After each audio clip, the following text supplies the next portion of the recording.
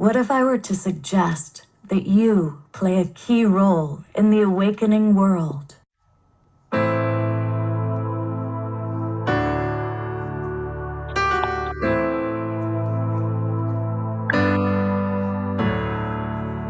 that you are watching this because you have heard the call.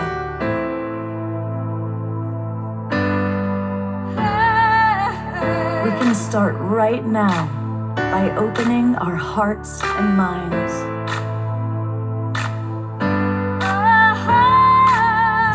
Welcome to the awakening world.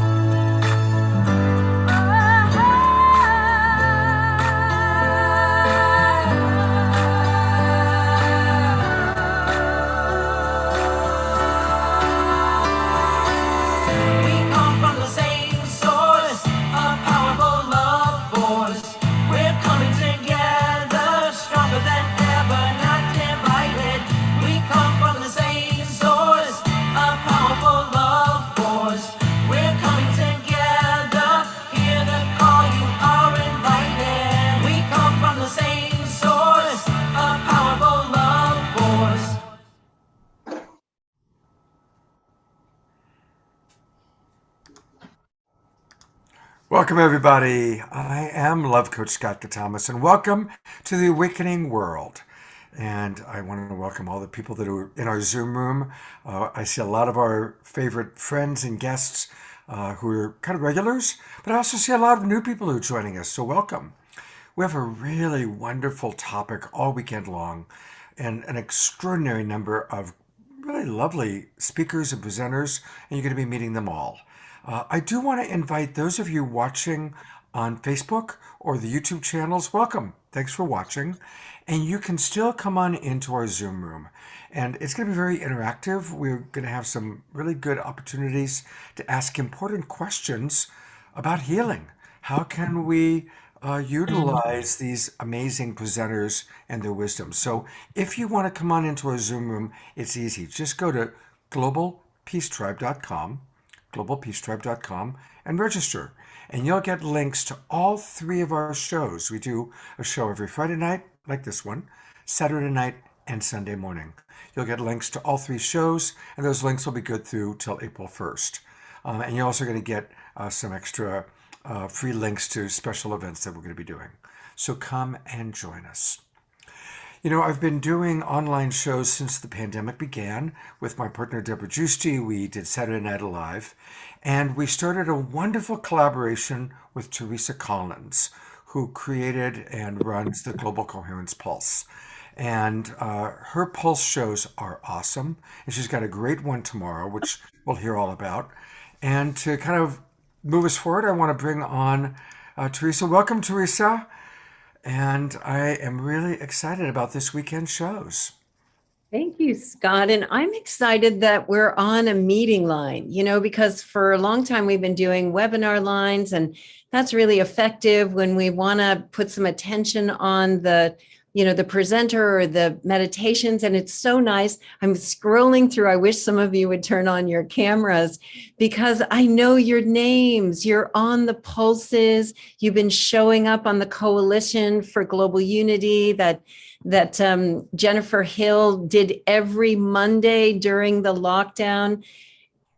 Scott, it was so fun to watch you do what you just did, right? You turned on the recording, you got the live stream going, you turned on the screen, you got this beautiful video going. I mean, we've been doing this now consistently with our hearts and showing up and providing good content. So thank you. I'm excited that on a quarterly basis, the Global Coherence Pulse shows up and partners with the Global Peace Tribe. And we take the theme from the Pulse, which normally is the morning, tomorrow morning. And then we do the Saturday Night Live in the evening. So this is the first time that we've been able to gather together before the Pulse and begin to build the connection to this theme and to this energy. And then we have a weekend instead of just one day.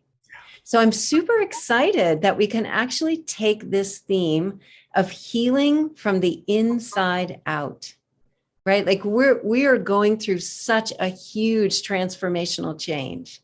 And so we can spend an entire weekend and explore this theme from different perspectives, and the whole time not just talking about it, but dropping in and being present so that we can experience what that means together as we explore it. So I could not think of a better person to bring in to do this weekend than Jennifer Hill, who I said was like Scott and Deborah and me. We all showed up and we did, we did these things every week with our heart open. And Jennifer brought us connection to so many amazing people and helped us to stay centered.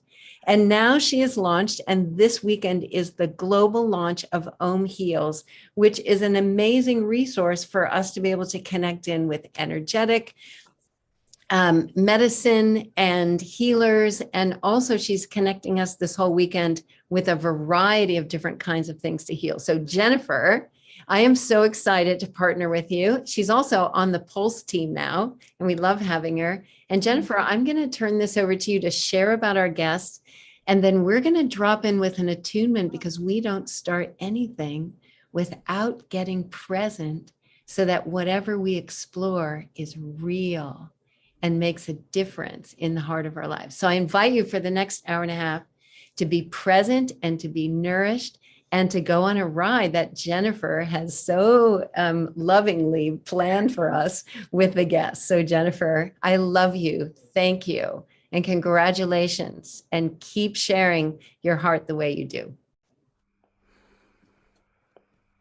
I love you, Teresa. I am so just deeply grateful to you and to Scott and to our incredible panelists who we're going to introduce to you here in a moment, and Caddy J, who's going to be facilitating our meditations. I'm so thankful to each of you who's here and going to be in the spirit of inquiry with us. Welcome as we do a 360-degree look at what does it mean to heal from the inside out. I don't know about any of you. Anybody felt stressed maybe in the last few weeks? I know I certainly have. And our intention for you this weekend is to give you tools so that no matter what happens in your life, you have the resources necessary to combat any challenges or obstacles that may come up. I like to think of this as being akin to Batman. Any superhero fans out there? So Batman, as you may know, is not superhuman, but he is a superhero. So what makes Batman so super is that he has all of these miraculous tools in his tool belt, so that God forbid he finds himself free falling off the edge of a building, boom, he can just use one of those tools to re-ground himself and to gain that solid footing. That is our wish for you, is that out of all of these beautiful complementary and alternative medicines, some personal development that we're going to be talking about this weekend, including a discussion tonight on plant medicine, ketamine, with our esteemed experts who I'll introduce you to in a moment, our intention is that you, like Batman, have your own super bat belt of healing tools. We are all already whole, complete, and perfect. I remember many years ago, actually at the beginning of the pandemic in March of 2020, which is how Teresa and I had connected. I was reading Greg Braden's book. I was sitting on my couch in Paris and reading his book and enjoying the Eiffel Tower. And Greg Braden said in his book, Divine Matrix, the square root of 1% of the population meditating at the same time can transform the consciousness of humanity. And that is what sparked me to say, oh, Teresa, we reached out to HeartMath and Teresa and Deepak, and we got all of these incredible world leaders. Well, around that time, Deepak said to me, Jen, why don't we invite the Dalai Lama? He's a friend of mine. So one of my favorite practices, and we're going to be tying through many practices today, of which meditation is one of my favorites. And so I went into a meditative state that night, and I wanted to connect to the Dalai Lama's consciousness. It's really fun. If you've never tried it, message me. I can share with you how you go about doing this. And I said, while in a meditative state, Your High Holiness, I am a friend of Deepak's, and he's going to be inviting you to join us for this global meditation on March 9th. Would you like to join us? And again, in my mind's eye, I heard, thank you so much, Jennifer. I appreciate the invitation, though it's going to be 12:30 a.m. my time in India, so I won't be able to join you, though I will be there in spirit. What he said next stuck with me and will always stay with me for the rest of my life. He said, Jennifer, I want to offer one thing. Before you go and endeavor to create this global meditation, I ask you to consider, why are you doing it? If you are coming from this meditation of seeing the world as needing to be fixed or being broken, you're not going to make the difference you want to make with this meditation. He said, but I invite you, if instead you can see yourself as whole, complete, and perfect, and see the world as whole, complete, and perfect, it is from that place that you will be able to make the difference you want to make with this global meditation. And as we go into this weekend, know that you are already whole, complete, and perfect. All of these alternative medicines we're going to be exploring this weekend are merely meant to reflect back to you the wholeness that already exists within you, that quite frankly, sometimes we forget that we are whole. So today, who do we have for you this weekend? We have incredible panelists this evening. We have Neil Markey, who is an ex-veteran Army Ranger, who has been a C-suite executive, has been meditating for over 10 years and facilitating and hosting plant medicine retreats around the world, as well as Clay Kaler, an incredible angel investor and patriot in the wellness space and founder of Gateway Clinics, along with Dr. Beth Dupree, who is the Chief Medical Officer of Gateway Clinics. And I can't wait to talk to her today about her soul surgery that she recently told me is a new concept that she's been facilitating. And throughout this whole weekend, I invite you to explore what fits for you. Try on these different concepts and see, like a jacket. Imagine putting it on and seeing if it fits or resonates for you. And if not, just throw it back in the closet. In addition to energy medicine this evening, we're going to be going into Dr. Deepak Chopra tomorrow, Dr. Bradley Nelson, famous author of the book The Motion Code. We also have Paulette Pipe, who will be facilitating a meditation, as well as Dr. Ivy Hilton, who I believe is with us here today, is going to be facilitating some beautiful music for us. Cuddy J, who is here with us today, is going to facilitate our first attunement here in a moment, and is going to be creating a beautiful container and space for us throughout the weekend by incorporating grounding meditations so that we can embody all of these beautiful tools and concepts. We also have Daniel Ballone, who's going to be a musical guest with us, and Amelie as well tomorrow. And on Sunday, we're going to be speaking with personal development expert and author Mary Jo Lerai, as well as energy healers from our Om Heals platform, Marcus Brown and Nicole Forrest. So know that this entire weekend has been designed for you, to support you with your health, your wholeness, and the love and vitality that exists within you. So thank you for trusting us. Thank you for being on this journey. And thank you to Teresa and Scott for creating such an incredible opportunity to do this. I forgot to mention, we also have a special guest who's going to make a cameo tomorrow night in the early show, Shakti Durga, who has trained thousands of energy medicine professionals from around the world, and ironically happens to be friends with one of our guests tonight, Dr. Beth Dupree. So if you want to hear more from Shakti Durga, aside from just her little early show cameo tomorrow, you can also join us for the Global Coherence Pulse, where she will be featured tomorrow at 12 p.m. Pacific time. So without further ado, Cuddy J, I would love to turn it over to you, my friend, for our first attunement of this weekend.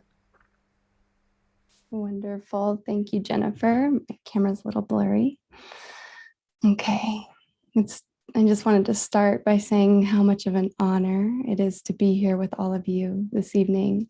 I know that this whole weekend is going to be wonderful and filled with so much wisdom and guidance that will aid us all in all of our own personal paths.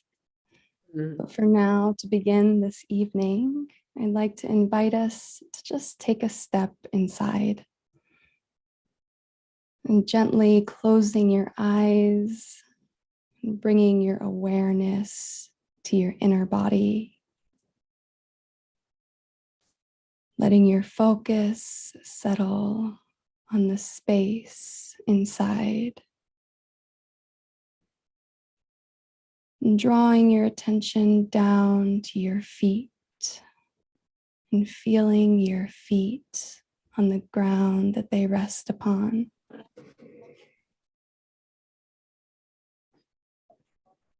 Feeling this rooted sensation between your feet and our beautiful Mother Earth below.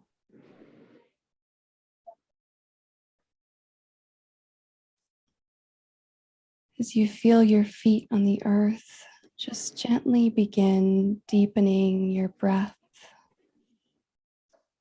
letting this breath draw your awareness even more firmly into this moment right here, and into that divine connection between you and the earth below.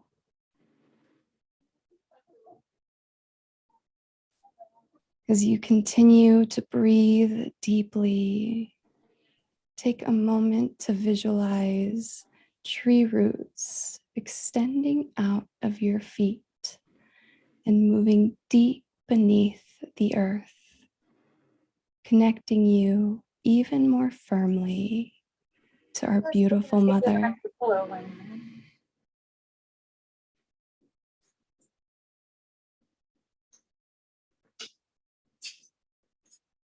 Breathing deep, this grounding sensation between you and the earth below, between you and this present moment,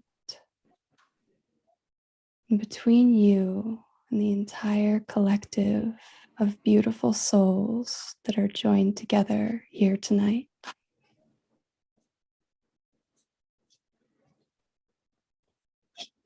Notice how your body relaxes and comes even more firmly into this now moment.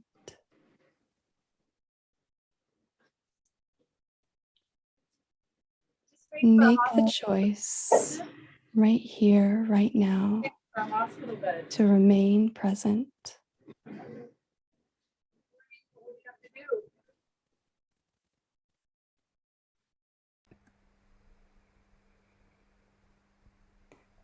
And gently drawing your awareness up into your heart space, and breathing deeply into your heart, feeling present with your heart, feeling present in this moment, feeling attuned to this moment.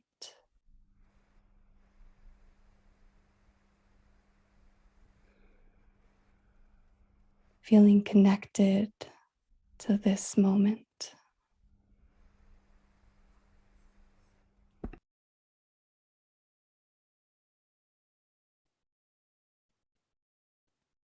And still holding this presence in your heart, in your body, in your field, gently bring your awareness back to the physical space in which you're in. Slowly opening your eyes and returning to this room, feeling calm, feeling present.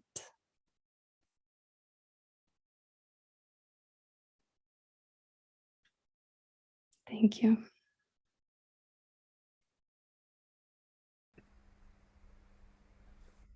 So beautiful, Cuddy J. Cuddy J is going to be here with us all weekend and will share with you an amazing opportunity that she has to join her for a meditation experience in case you choose to deepen your meditative practice. So, Neil Markey, I would love to invite you, my friend, to share a little bit about your journey in exploring plant medicine as well as meditation that's led you to where you are today before we get into our panel discussion. Sure. Um, Thanks for having me. We have just a few minutes, right, for this? Yes. Please Um, give the intro. yeah, I grew up in Maryland. I was studying math at the University of Maryland, and September 11th happened, and a group of guys figured out that if we climbed to the top of the football stadium, you could see the smoke from the Pentagon. And it was a big day in my life. The military had never really been on my radar before, but I started following the news and, was quite concerned about what was going on in the world. And my girlfriend's father at the time was a very senior level officer at the Pentagon. And as soon as I showed some interest, he said, come with me. And he kind of took me under his wing. And I didn't have a lot of respect for the military growing up. I didn't understand it. And, he was very bright. He had a PhD. He was quite articulate. And a lot of the people that I met through him, I was very impressed with. And I was pretty sold. I thought that the country was at risk and we needed to do something. And I thought I was being a patriot. So I left school for a while. I enlisted and then actually ended up coming back and doing the ROTC program and commissioning as an officer.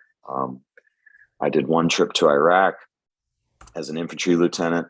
So was responsible for, 30 to 40 US soldiers and a platoon of Iraqis. I went on to be selected to go try out for the Army Special Operations Ranger Regiment and got selected by 275 2nd Ranger Battalion.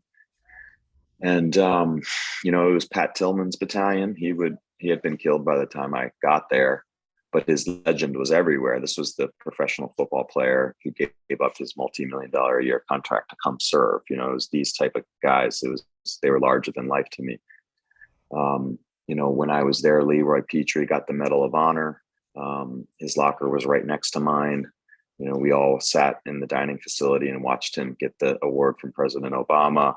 The president would talk about the night raids that the Rangers were doing regularly when we were overseas. And so part of me was super proud. But it was exceptional. It was so traumatic. And I was quite lucky. I was more of an officer. So I was more in the planning, and it was really the guys that were kind of out there, on the front lines that had an even tougher go. And it was tough on me, even in my role. At one point we had 3 suicides in 90 days in a unit that's only a few hundred people. So it was really bad. And when I was on my second deployment, there was guys there that had been on 10 or more, right? They had been deploying constantly since the September 11th. They were in Afghanistan in October of 2001. And so it was rough. It was tough. And I got out and I went to Columbia University for graduate school. And I think once I lost the mission and didn't have that purpose, and, all the trauma kind of started to surface. And I was really, really struggling at this point. I was going through a divorce. I was drinking a lot. I had a lot of anxiety, a lot of anger, but was kind of outwardly doing well. I was, had been a highly ranked special operations officer. I was at Ivy League grad school and I was starting to get, job offers at these really fancy, prestigious companies, but I was not well. And I had tried a lot of different things in Western medicine and, nothing really helped. And what I found, which was like the opening for me, was meditation. And I loved Mindfulness-Based Stress Reduction by Jon Kabat-Zinn because it was very pragmatic. It was intentionally without the religious ties, which at the time was very appealing to me. It was kind of just clinical and pragmatic, just watch your breath, present moment awareness. And I had the soldier's discipline. So I was able to kind of start to see the power in the present moment awareness. And then, this was about 10 years ago, 2012, I started kind of using plant medicine ceremoniously as opposed to recreationally. And there's quite a difference in the intention and the setting and the people that you're with. And that helped a lot.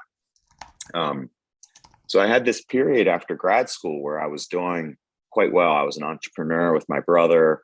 I was living in my hometown. I had like good connections, was in nature, I was meditating, very disciplined. I ended up getting a teacher's certification from Jefferson University. I was teaching meditation. Life was kind of smooth, like flowing, for the folks that understand the flow kind of state you can get to. And I had been deferring this job offer with McKinsey and Company, which is like a very, prestigious place to work. Everybody that I went to grad school with kind of wanted to work there. And I had been asking them to postpone it to work on this project with my brother. And I asked for another postponement, and they said, look, we love you, Neil, but we're not going to be your permanent backup plan while you go out there and try and build other businesses. So I said, that's fair. And I'd always wanted to go. So I went. And, McKinsey is an incredible place. There's like the best and the brightest. I mean, they hire from the top schools, top students. They're international. So I was going all over the world, kind of flying first class and eating fancy dinners and sitting in executive rooms with board members. And, pretty cool for a kid from lower middle class Frederick, Maryland. And I got caught up in it. And, my meditation practice started to slip a bit. My well-being practices started to slip a bit. And, I was teaching meditation. I was actually one of the first people at McKinsey to teach meditation, to our clients, but it wasn't necessarily the most authentic, right? Because I was kind of, not as disciplined as I would have liked to have been. And then I went to probably an even more intense role, which was doing private equity, restructurings, basically, where I was like a drop-in senior level executive for these, mid-size $500 million companies. And it was intense and it was adventurous, kind of like the Ranger Regiment, but in the business context. So part of me, again, there's probably some addiction to that, the intensity. But the work environment was very toxic. I mean, it was just super toxic. It was, when companies are going through those tough times, it can bring out the worst in people. And again, it just wore on me. And I had swapped out material possessions for the things that I really needed to make me whole. And when you do that, you can end up pretty empty. So I had, again, outwardly looking in, very successful business career, but completely miserable. And I got to a point where I said, what am I doing? What am I doing? I am so unhappy. I'm so stressed out. I'm like addicted to buying things because I'm addicted to drinking. I'm trying to fill this void. And I left. And this was a few years ago. And that whole time, I had, continued kind of seeking a bit, and there's a long history of special operations like Rangers and SEALs and Marine Recon guys getting down into Central America, Mexico to do plant medicine. There's a few nonprofits that are amazing, like Veterans Exploring Treatment Solutions, or Heroic Hearts, that have been doing this work for a long time and healing guys. And so I had been, kind of connecting people with them throughout the years. And then I got out of the corporate world and I knew what I needed. I had had a period where I felt well, and I needed to get back into my meditation practice. I needed to get into nature. I needed to get around people that weren't just worrying about money and prestige and were living differently. I needed to take care of my body, all these well-being things. And I went to Mexico with a friend, and I started doing that, and then things started to flow again. And, that was a few years ago, and it kind of just started organically. I started connecting with the Huichol here, which is the local indigenous tribe. They've been using plant medicine for millennia. They think it's hilarious that the Western world is waking up to it, and, they're not going to hold it against us, but they're like, welcome back. We've known all along, we'll welcome you back to the tradition and the ceremony. And then we started doing single day programs, multi-day programs. And then I had this moment where I was like, well, this is my life's work. When I was in the business world, it was very clear to me that the anxiety and the fight or flight symptoms that I had experienced in the Ranger Regiment with guys going to combat, I was seeing in the corporate world. Right now, it's a spectrum. It might not have been as acute as in the Ranger Regiment, but it was real. The organizations can have this franticness to them, and it's not healthy. And having been kind of in both worlds, I was like, I can straddle that. I can have a foot in each, and I can connect these type A overachiever corporates that need healing with the healing spiritual arts and the healers. And so we kind of started an organization to do that and design programming. And I think it's my life's work. I love that, Neil. That is so beautiful. And I think it's so important that you shared your story, both as a veteran and as somebody in the business world, because we all do go through these struggles. And we have many questions already starting to come in. So I want to pause for a moment, and we're going to introduce Clay and Beth and have them share a little bit, and then we'll dive right into our Q&A. So I know we have 1 or 2 questions already, and I invite you, if you have additional questions, please feel free to put them in the chat or on any of the Facebook pages that you're streaming or watching from. And thank you so much, Neil, for sharing that with us. And without further ado, Clay, I'd love to turn it over to you. Clay Kaler is an entrepreneur, incredible angel investor in the wellness space. And I had the privilege and honor of walking by one of his clinics in Santa Monica, and my interest was piqued, and through a series of miraculous synchronicities, we just hit it off and became very dear friends. And I strongly recommend the work he's doing with Gateway Clinics. So Clay, if you don't mind, if you could share a little bit about how you came to be on this journey. Right. Thank you. And Jennifer, thank you for spending the time in Santa Monica and stumbling upon Gateway. That was very serendipitous, and I've enjoyed our time together. So thank you. So the path to Gateway for me, I got introduced to the efficacy surrounding plant-based medicine, really going back to cannabis. I was living on the East Coast, so roughly 20 years ago. I had a colleague that was struggling with multiple sclerosis. And at the time, if you think 20 years ago, cannabis was certainly very fringe. This colleague of mine had his doctors at Johns Hopkins and Harvard Medical tell him that he needed to find medicinal cannabis to help with the spasticity and the pain in his lower legs and ailments that were really debilitating him. And much like Neil, he was a veteran. So he had come from a very regimented, didn't drink, drugs were out of the question. To make a story succinct, it saved his life. I witnessed him going from pain and grimacing on his face to finding medicinal cannabis, being highly functioning while using it. The opiates were completely dismissed from his life, and it opened up my eyes to the benefits to something that was seen as taboo. So it was really the first catalyst for me to see that these plants that had been demonized to a degree had true medicinal properties. So if we fast forward, I left the East Coast. I was living between New York and my home in Virginia, where I grew up.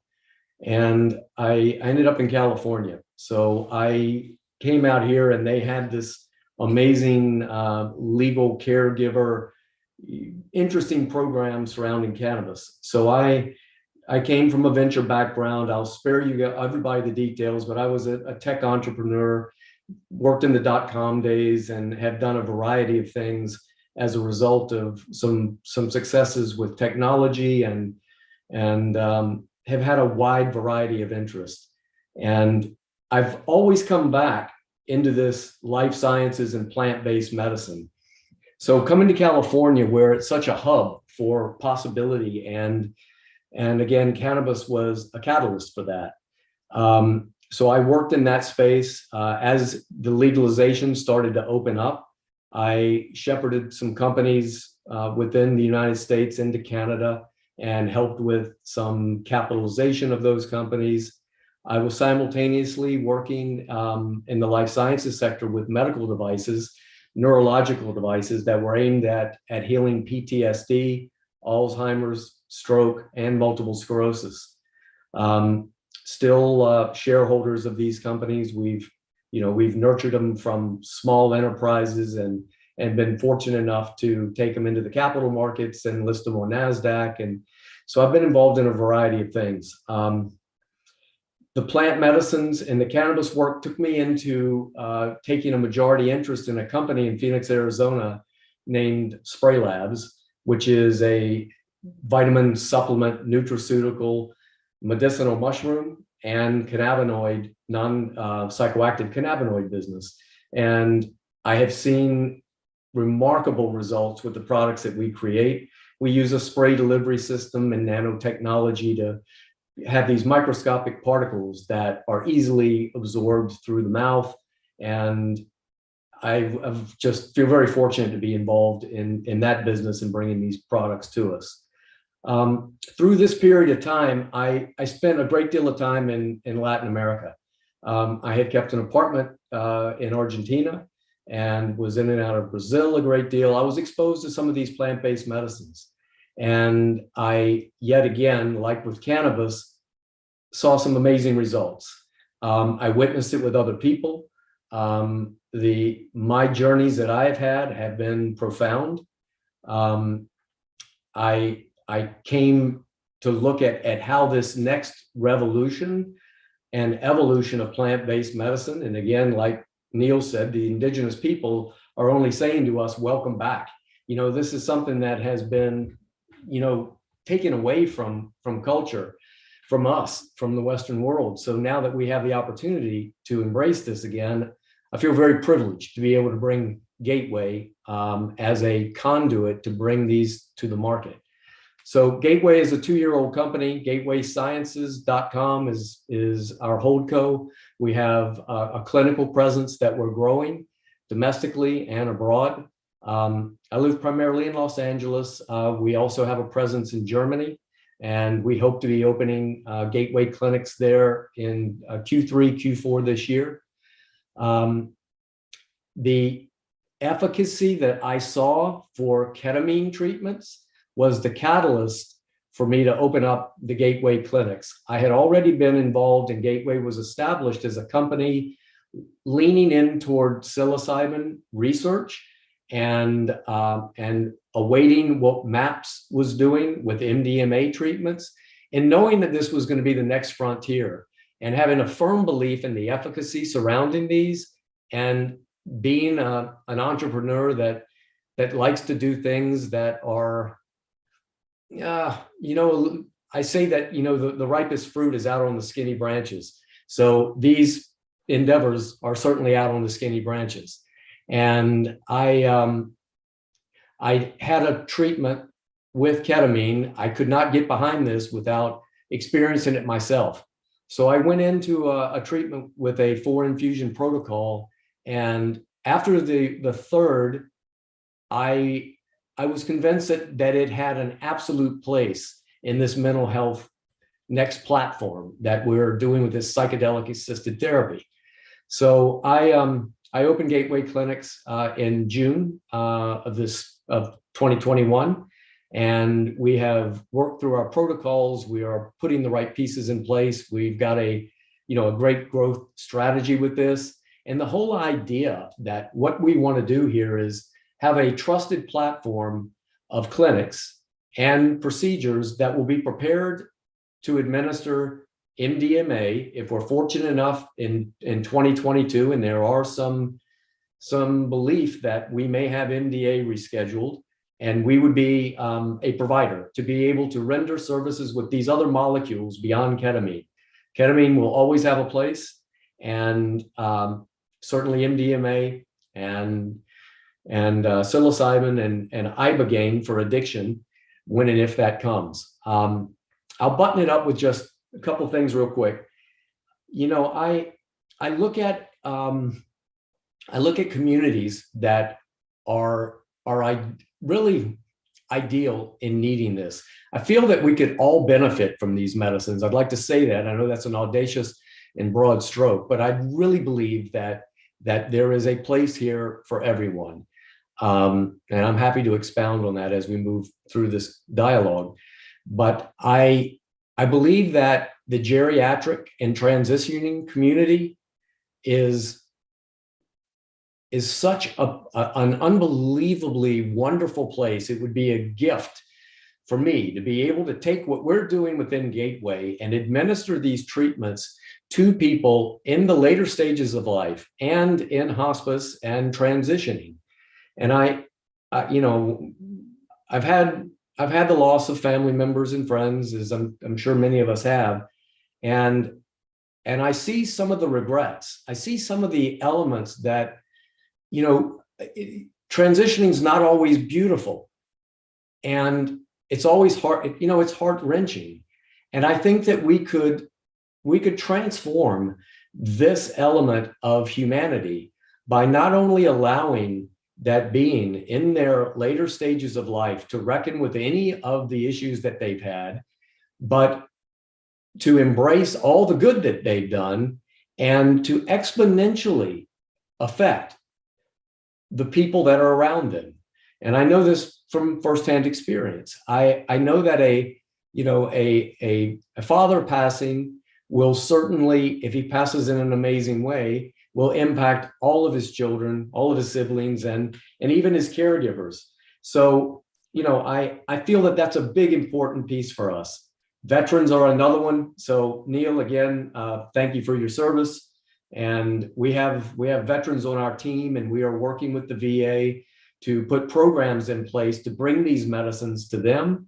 And as I pass this baton over to my wonderful colleague, Dr. Beth Dupree, she'll expand upon some of the pre-surgery, post-surgery treatments that we intend on bringing in. And we're structuring studies now, and we are structuring studies for breast cancer patients as well. And I think that buttons it up, gives you an idea of what brought me here. And I can tell you this, out of all the many things that I've been involved in, I feel so privileged to be able to bring this opportunity to the world, and I'm committed to it. I fund this. I have myself, and I do it with love and without any trepidation, because every time that I see a patient come through and the change that this makes for them, what could be better in life? So, yeah, thank you all for letting me be here and share that story. So beautiful, Clay. And I want to give a brief testimonial. As I mentioned, I happened upon Clay's Gateway Clinics in Santa Monica in Montana. And the furthest thing from my mind was to do a ketamine IV. And I believe in the synchronicities of the universe. And because of the way it came to me, I said, maybe I am meant to do this. And when I did, as somebody who has struggled with anxiety and depression and insomnia from time to time, I was open to it. Anything that would help alleviate that, I wanted to give it a try. And one of my best friends in Santa Monica actually joined me at the same time for our first IVs together. I personally cannot say enough about it. It was fascinating because you go into this experience and they have the best nurses on standby. They have doctors, you're there, and you're just in an altered blissful state of deep wisdom. So I'm happy to answer questions offline. If anybody has them, you can feel free to message me. And I just want you to know it was incredible. And I actually used my heart rate monitor, which we do a lot of work with HeartMath.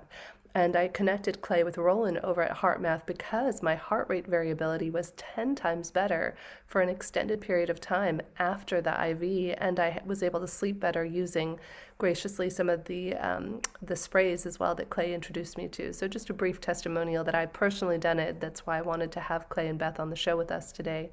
So thank you so much, Clay. I want to hand it over to Beth. Yeah. And then in about 5 or 6 minutes, we're going to go to Q&A. I know that we have about 10 questions at least in the chat. So we're going to get to as many questions as we can today. And otherwise, we will be providing you with everybody's links at the end of the show before we go into our final meditation. So thank you, Clay. And Dr. Beth Dupree, I turn it over to you. Thank you, everybody, for having me here this evening. I'm happy to follow my two fabulous colleagues and their stories. I am a board certified breast cancer surgeon, and I have spent the last 35 years of my practice taking care of women and men with breast cancer. And I truly know in my heart that I'm a healer who chose to be a surgeon in this lifetime, because bringing my worlds together, starting out as a respected surgeon, was certainly an easier path. I am the neophyte to psychedelic or plant medicine in this group. The plant medicines that I am most used to using are aspirin from the bark of a willow tree and Taxol that comes from the Pacific yew tree in my breast cancer patients. But my world expanded very rapidly in 2019. Briefly, I practiced on the East Coast, taught breast surgical oncology fellows for years. In 2012, got board certified in integrative medicine because I recognized very early on in my career that my patients needed something so much more than we were giving in Western medicine. They were left with many holes in their care, where their physical body may have been healed, but their spirit and their soul were left very empty. And for years, I have worked, started a foundation back in 2007, the Healing Consciousness Foundation, to bring healing services to patients free of charge. And we did a great job with Reiki and massage and guided imagery and yoga and meditation and healing retreats. But it wasn't until 2018 that we incorporated breath work into our retreat. And it was the most powerful experience for these women, to the point that on a scale of 1 to 5, they ranked it at 1,000 because it was so transformative. And now for me, breath work as well is a wonderful modality that I absolutely love and embrace. But how do you go from being the left-brained Western medicine trained surgeon in Philadelphia to a physician who I will complete my psychedelic training with the California Institute of Integral Studies and the Multidisciplinary Association of Psychedelic Studies next month. Actually, next week is my final connection with my mentor. So I'm very proud of the work that I've done in this last year to get to this place. But a lot of people say, how did you get there? And the answer is, we have done a lot to treat disease in this country, but we've not done enough to help promote healing, and promote healing from the inside out, where wellness and healing are something that are not taught to us in medical school. We are given a book of diseases and the pill for the ill, and you make a diagnosis, you treat the symptom, but we've never really gone back to the root cause. And for me, it just wasn't enough. And so I have to say the perfect storm happened. I literally was called to move to Sedona in 2017. I was with my sister Sue in Australia when this process happened, and I literally left her house on vacation, came to Sedona on vacation, and bought a house at the end of that vacation, completely unplanned. Started a practice out here. It was very successful. We got accredited by the National Accreditation of Breast Programs, a booming practice, and then the perfect storm happened. A colleague was injured severely in a car accident. The volume of patients I was treating grew exponentially, and I got to a place where I came here to combine my healing with my surgery, and I ended up becoming a technician. And I am not a surgical technician. I am a surgeon who cannot work without having that healing relationship with my patients. And that was taken away from me. And in that perfect storm, doing a lecture on lifestyle modification, I was pulling up slides on the internet and pulled down Michael Pollan's slides from Food Rules. And the next thing was how to change your mind. I got it with my Audible credit, and going to the operating room for the next week, I listened to How to Change Your Mind. And I was born in 1960 on the East Coast. I thought LSD was evil. I did not even know how to spell psilocybin. I knew nothing about ayahuasca. So I was a total psychedelic virgin. I had absolutely no prior anything.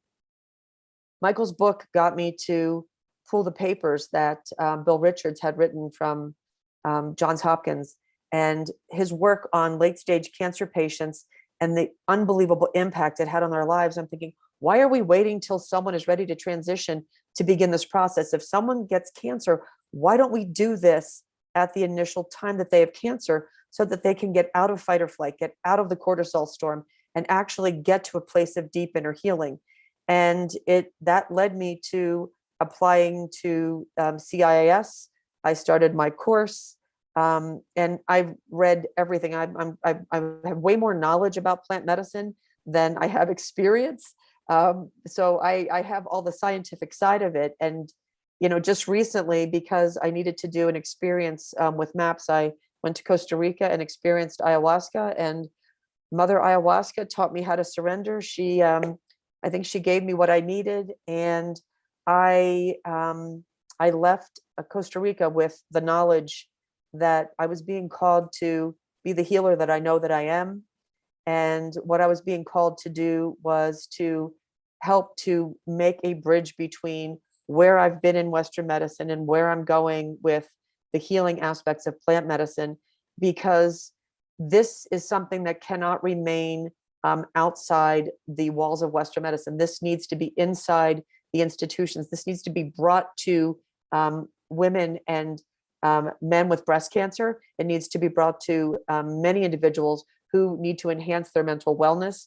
I've been involved with mental wellness and other aspects for many, many years, which is how I met Clay through a wonderful introduction from one of his former colleagues from a company he worked with.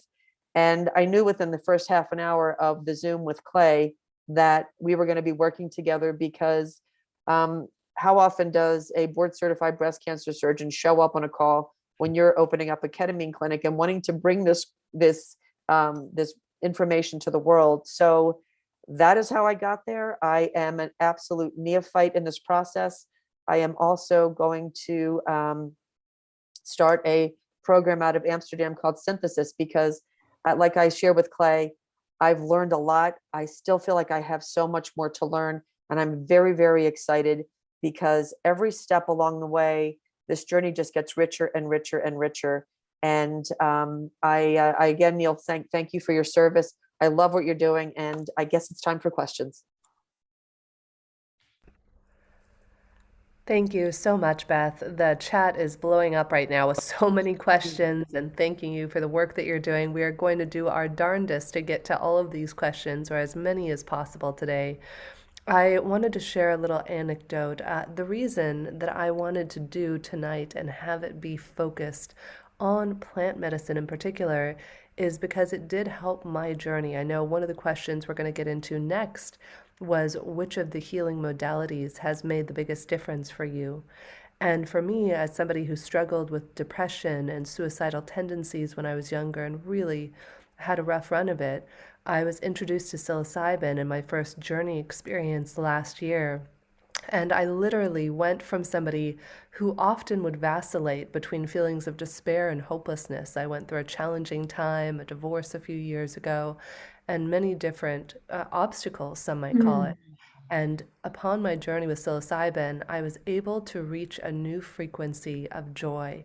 And if any of you are familiar with David Hawkins' states of consciousness, you might be aware that the level 550 to 600, it's different frequencies that are measured in states of consciousness, joy being between 550 and 600.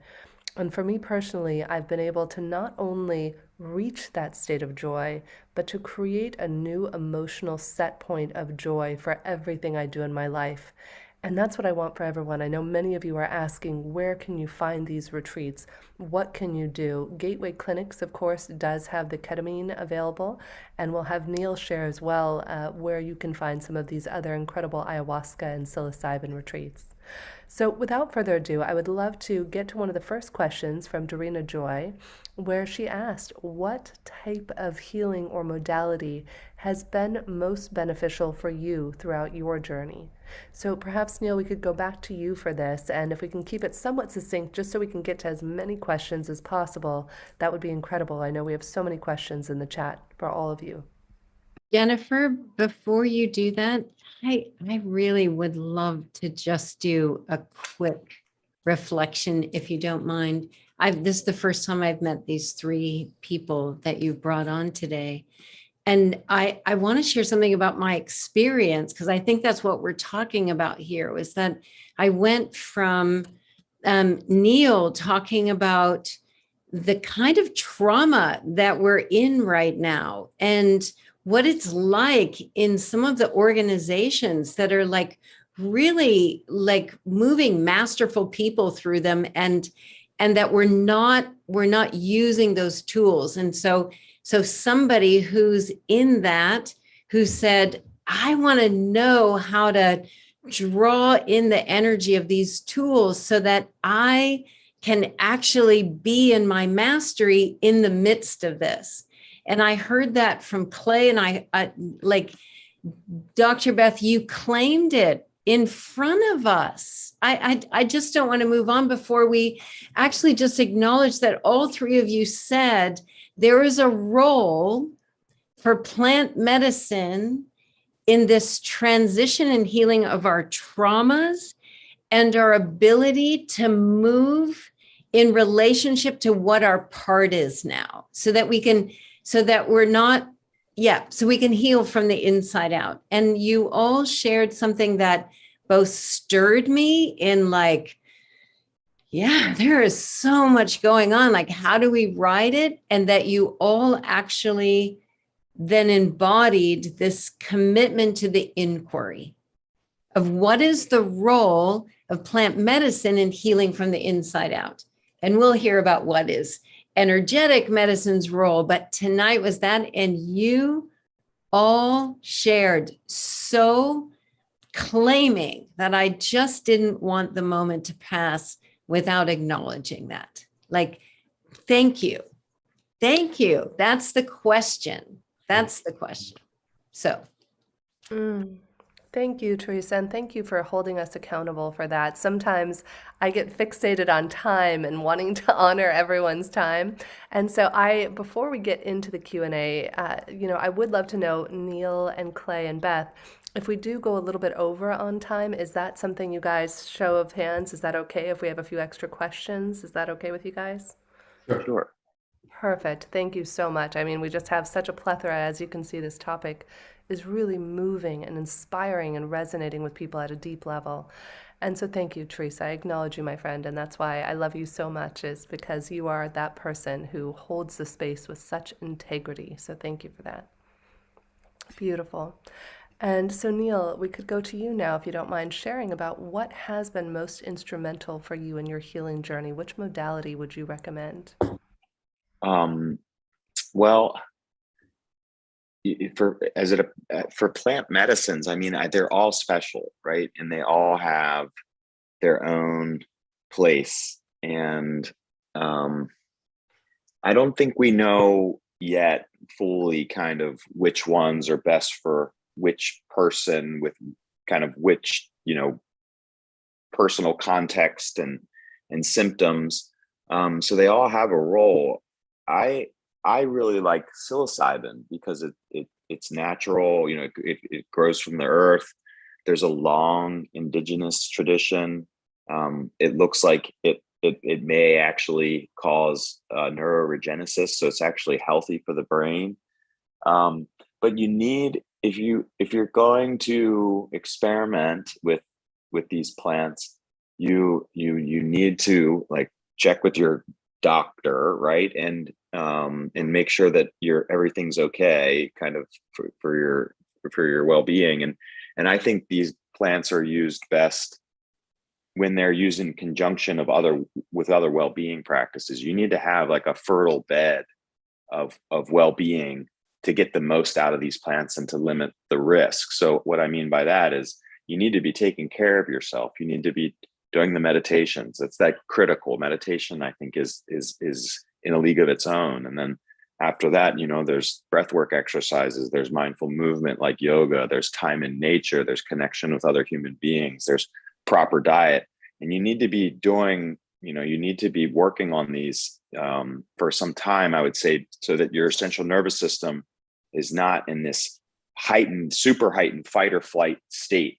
Now, some people, do it. Like Ibogaine, for instance. You look for there's a company called The Mission Within that I'm very familiar with and know the owner, that does Ibogaine treatments specifically for addiction recovery.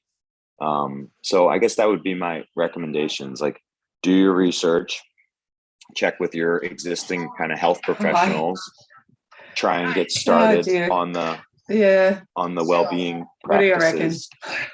And ask questions, before you do. Can we mute the? Yeah, give me 1 second. I'm trying to figure out who that is, and we'll mute them. I found him and I muted. And just to All right, remind thanks. everybody to please keep yourselves muted. Very, very important. And I mean, the plants, they can be super yet powerful when used in the right way, with the right intention, the right setting. So if you're thinking about trying it, I would ask questions. You want to understand the level of credential of the therapist, or the shaman, or whoever is administering this medicine, and understand their history and their training, and make sure that that you feel comfortable there. You want to make sure that you're doing it with the right people in the right location with the right intention. The more preparation you can do and intention setting and getting the central nervous system settled, the better these plants can kind of get in there. And then after these journeys, the integration is important too. And I see it a lot now in Central America and Mexico, where you have people coming down and everybody's talking about DMT and magic mushrooms, and they want to try it. And one night they're at the bars, the next night they're trying DMT, the next night they're back at the bars. This is not a good recipe. This is we can do better, and we need to do better and encourage people to do better. When you said that earlier, Neil, before we went on live with everyone, bring Neil on too. I'd love to have a spotlight, and Jennifer, and because I won't just be a moment.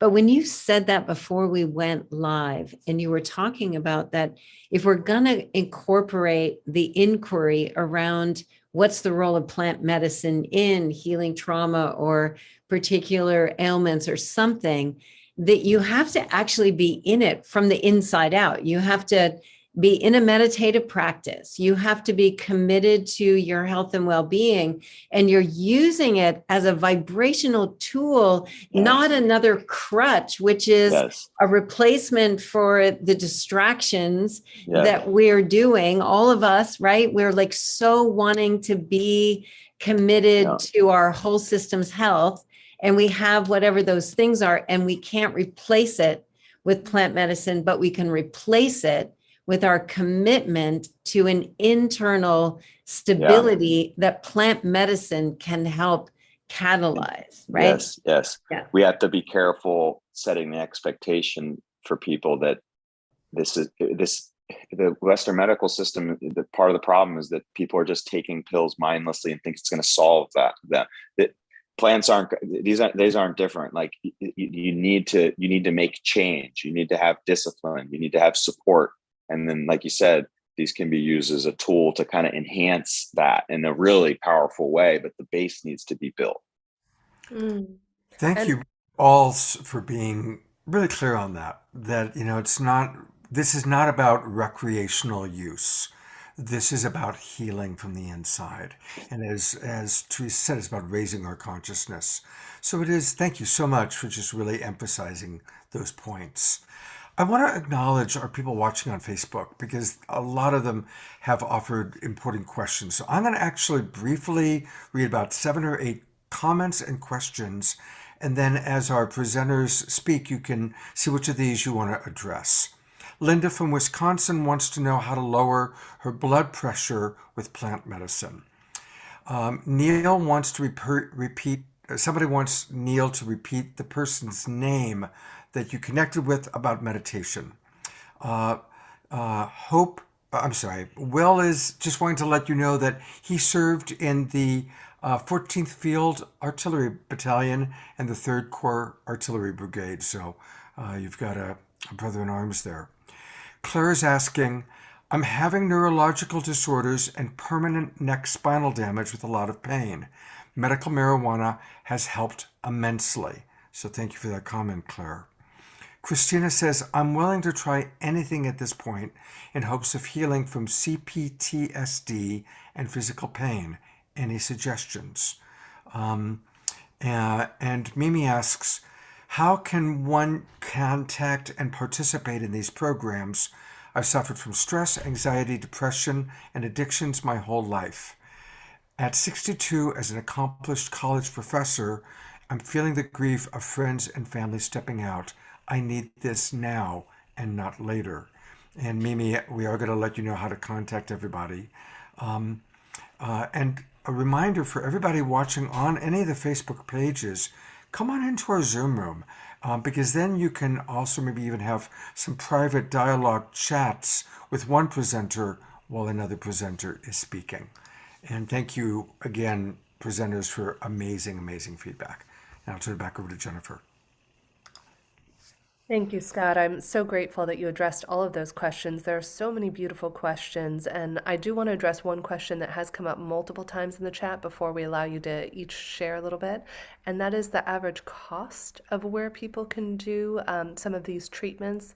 I know Oregon, if I'm not mistaken, psilocybin is legal there. I could be wrong. I went to a plat.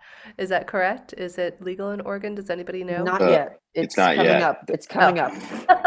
Probably All right. 2023. Yeah, currently the only legal use or the only legal medicine in the United States is ketamine for depression, unless you're on a clinical trial. And that's why the work that we're going to do at Gateway is so important, because we want to use psilocybin in early stage breast cancer patients. There was a study recently that came out that showed 12 months of the majority of participants in a trial using psilocybin 2 times did not require repeat medications or anything and still had tremendous relief from their depression at 12 months.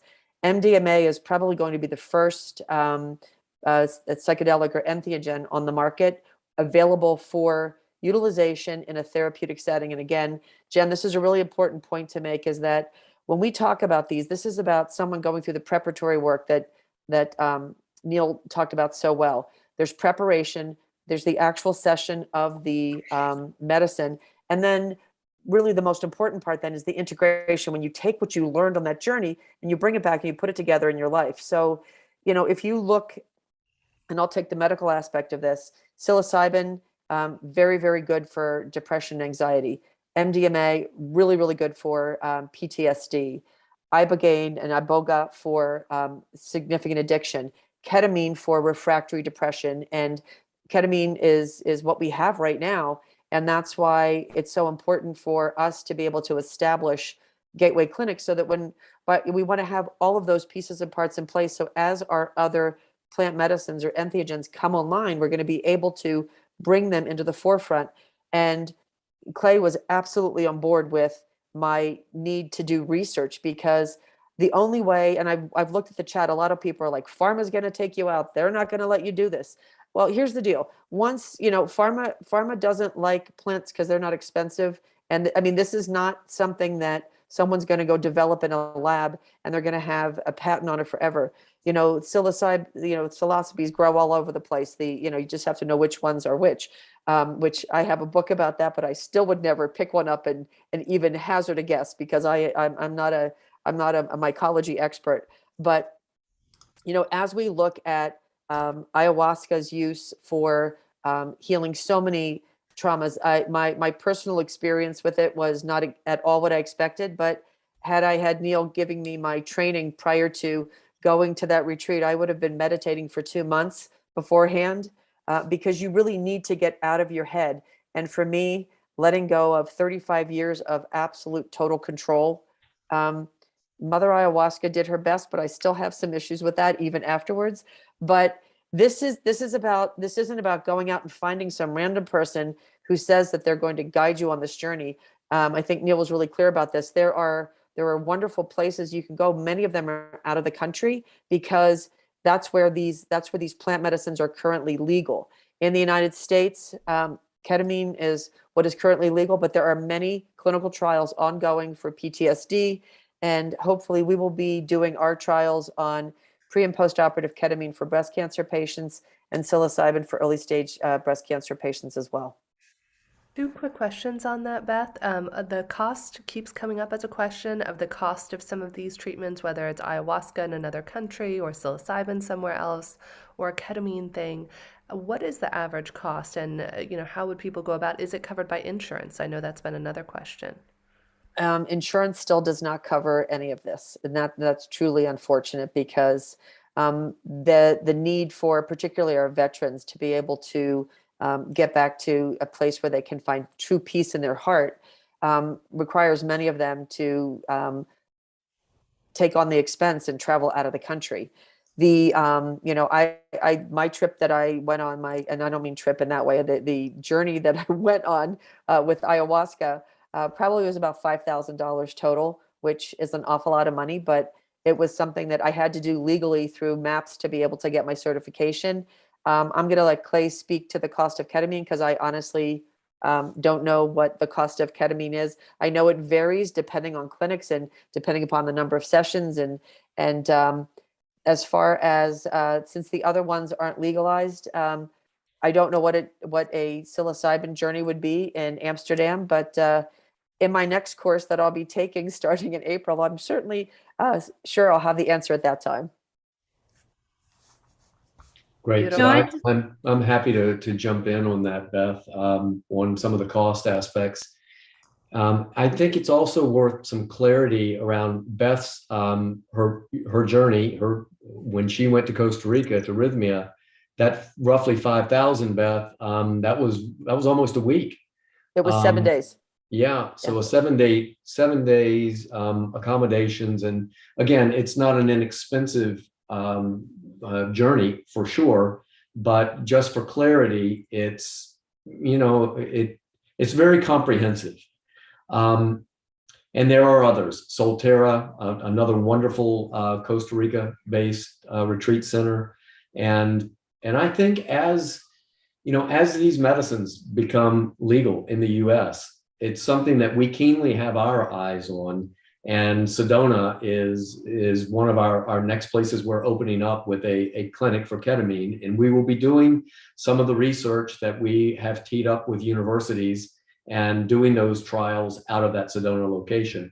But to the point about the ketamine treatments, in our facility, we offer individual infusions.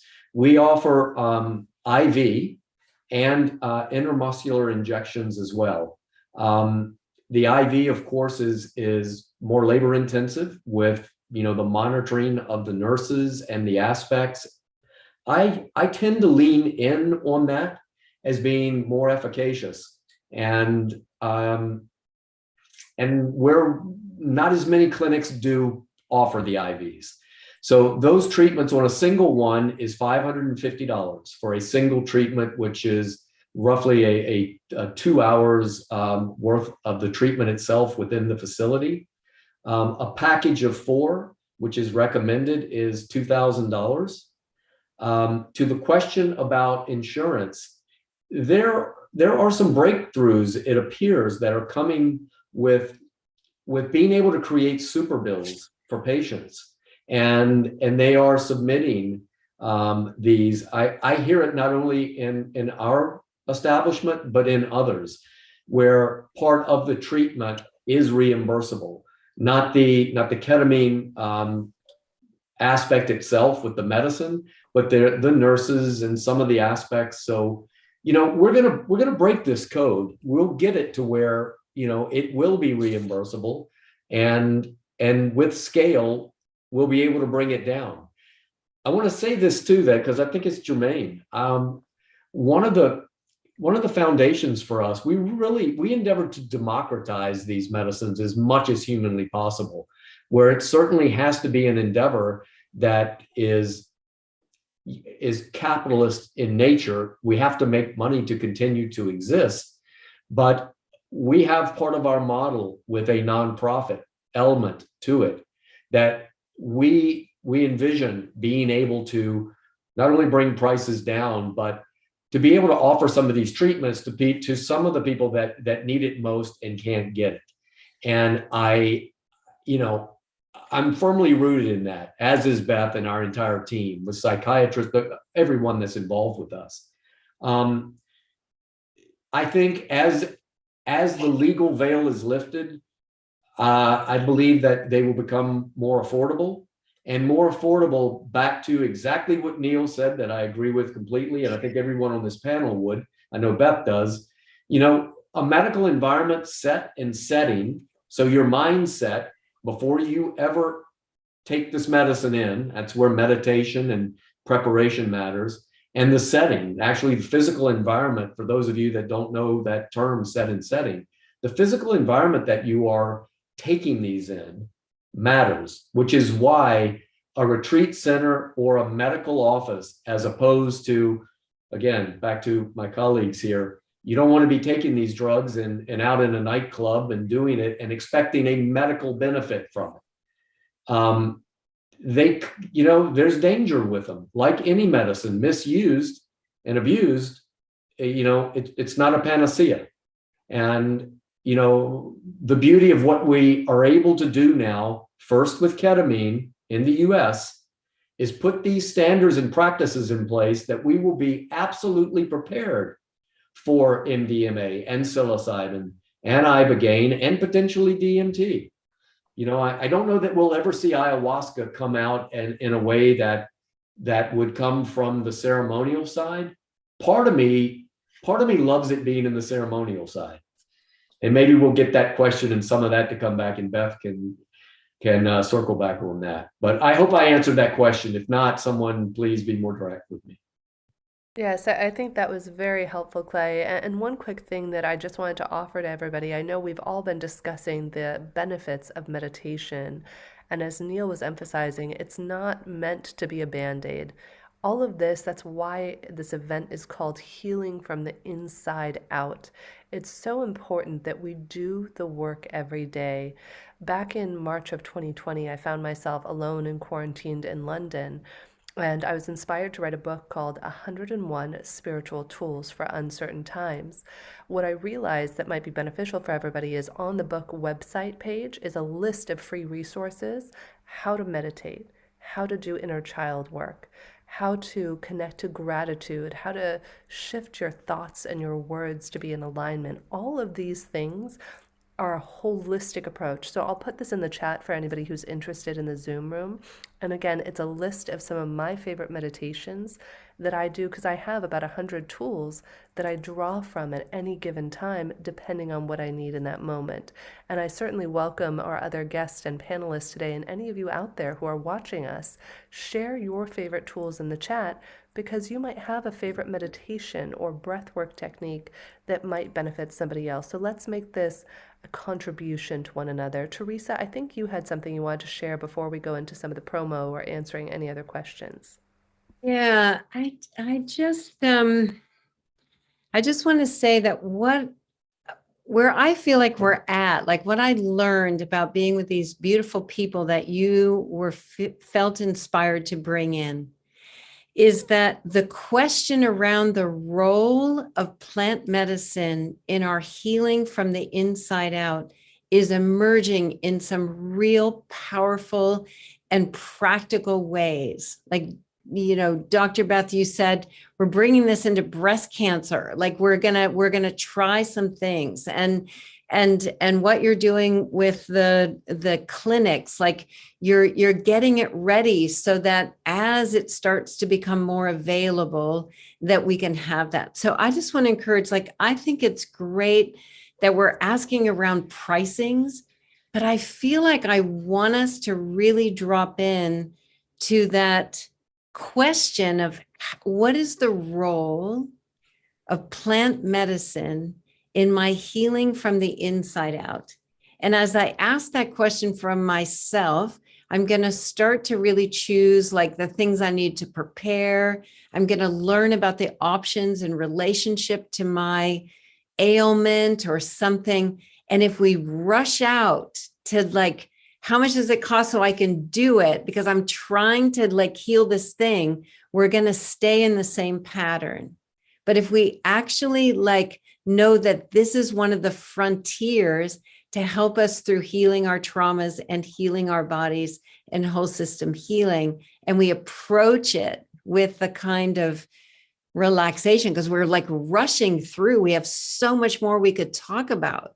right? That we actually take the time now to really ask that question and access people like Clay and Dr. Beth and Neil. Thank you guys so much, and Jennifer, for inspiring them in here so that we could start to ask that question really deeply inside of ourselves and have your guidance on some ways where it's just emerging, right? Like people like Dr. Beth and Clay and them, we can't just rush at them. We actually need to support the conversation around how is this going to help us? Teresa, I love what you're saying, because that was one of the things that I got out of my breath work in my last evening at Rhythmia.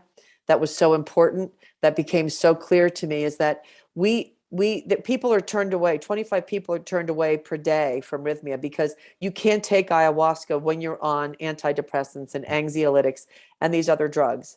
And so the role that I see all of the rest of this playing is the meditation is such an important practice. So when you can start this process by peeling away the layers of this onion of what Western medicine has done to the treatment of mental illness, we have to peel away those layers with the meditation and with the mindfulness-based stress reduction and many of the modalities, the breath work and the things we're talking about, and potentially the ketamine to get someone off of their drugs, because they can't access the plant medicine healing until they can get their body free of the pharmaceutical, all the medicines that they've been placed on for years, because they don't work together. And so it's really important to be mindful about this. This isn't just like rush out and jump into something.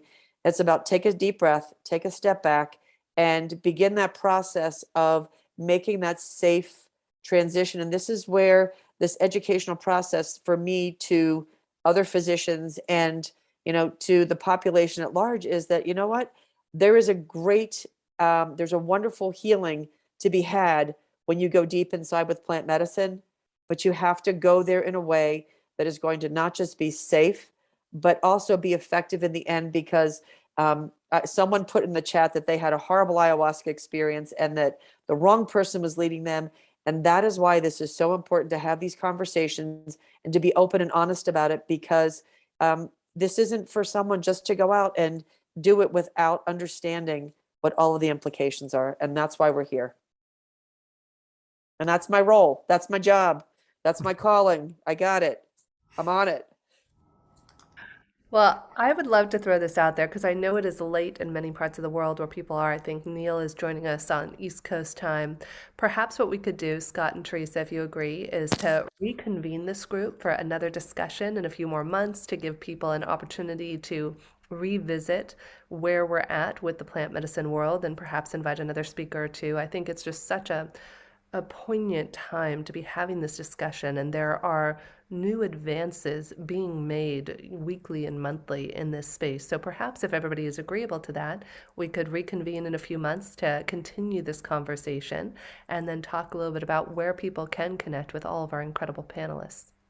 Yeah, I agree. I would love for us to talk about creating an all-day event, really, because what we're seeing is there's so much. So let's create like a Saturday or a Sunday where, we really collaborate and people can really, get the questions answered. We'll do a Zoom meeting style so that maybe there could be breakout rooms, so people that have questions about a particular thing can talk to Clay and his expertise or whatever it might be.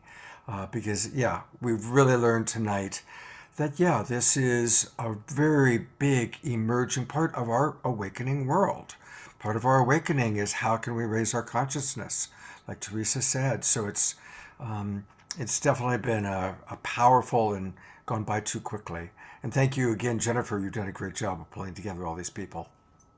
Oh, it is my pleasure. And so with that, thank you so much for your openness to doing that, Scott. I love that idea of having an all-day plant meditation celebration. I think there was also something beautiful in the chat that somebody posted happening on the 20th for anybody who's interested and wants more immediate information. So Neil, perhaps we could go to you first, and if there's anything that you'd like to share or how people can best connect with you We deeply honor and appreciate the work that you're doing in the plant medicine space, and thank you again for your service as a veteran and your contribution to all of us. Thank you for saying that. I'm very optimistic about these next 20 to 30 years. I think we're beginning this really beautiful new phase. And I'm really happy to be of service to this effort. And if you're curious about meditation, you can go to the Maryland Mindfulness website, and we will be doing programs in Jamaica. We're doing them now, and we haven't kind of quite officially opened to the public, but if you'd like to stay in touch and learn about, we plan to be the standard bearer in terms of psilocybin assisted journeying in Jamaica, where it's legal to grow, gift, use.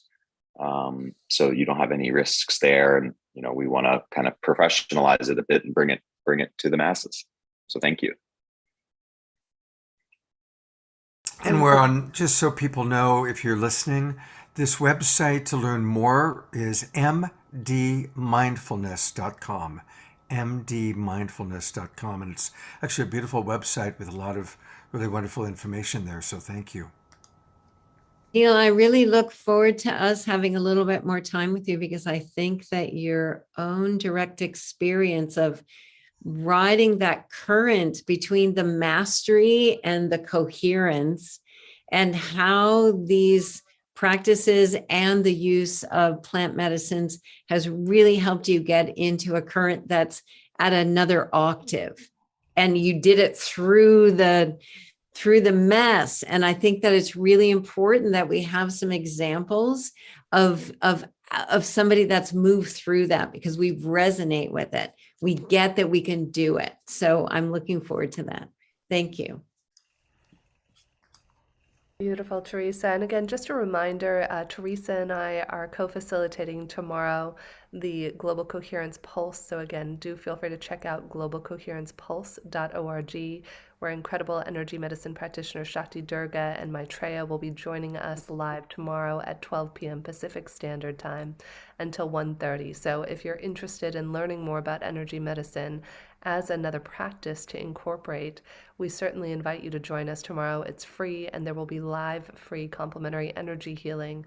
I had one person, a veteran, we actually gifted Neil a session. That's how this came to be, this collaboration.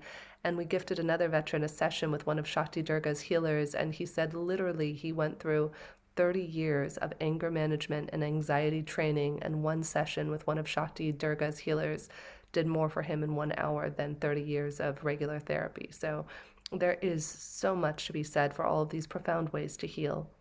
And next, I'd love to go to you, Clay. I know so many people are saying in the chat they'd love to hear more from you, so we'll definitely have to have you back and join us again. If you can share with us, please, the best way to connect with you at Gateway Sciences.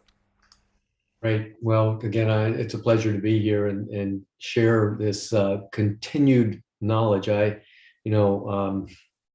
This is a constant learning experience, and I love to have a platform to share, and most importantly, to learn. I've learned a great deal today listening to Neil, rather, excuse me.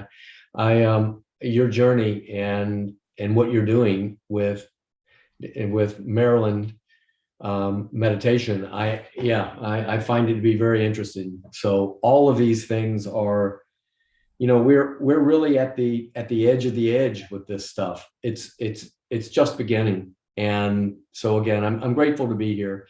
Finding me is easy, gatewaysciences.com. If someone needs to reach out to me, it is Clay at Gateway Sciences. So reach out to me with email if you would like. That's my personal email, and I'm happy to engage. If I can be of help, I'm here. And we'll be launching a podcast here very shortly. We have the Gateway Sessions podcast that we've started working on episodes, and we'll be producing some content that I think would be of interest as well. And as was pulled up on that sciences page, there's an icon to hit for the clinics as well. You can get an idea of what we're doing on the clinical side and the research, which Beth, when it comes back to you and you can speak a little bit about some of that if you want to expound upon it. And yep, so reach out to me. I'm here to help. That's what this is all about. Beautiful. Thank you, Clay. And we'll turn it over to your esteemed colleague, Dr. Beth, who is just incredible. Thank you for all of your wisdom and sharing. We didn't even get a chance to ask you about soul surgery, which I'm still very keen to learn about. So thank you, Beth, for joining us today. And please share with us how we can best connect with you. You can get me through Gateway Sciences as well at Dr. Dupree at gatewaysciences.com.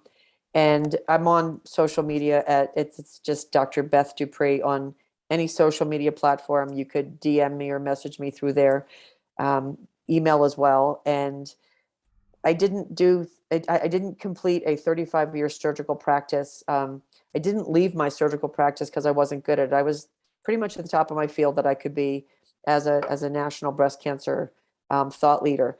I chose this path right now because this deep soul healing, as I would say, soul surgery, is required, regardless of whether it's cancer or PTSD or childhood, whatever it is. There's a deep level of healing that we have not been paying attention to in our Western medical model.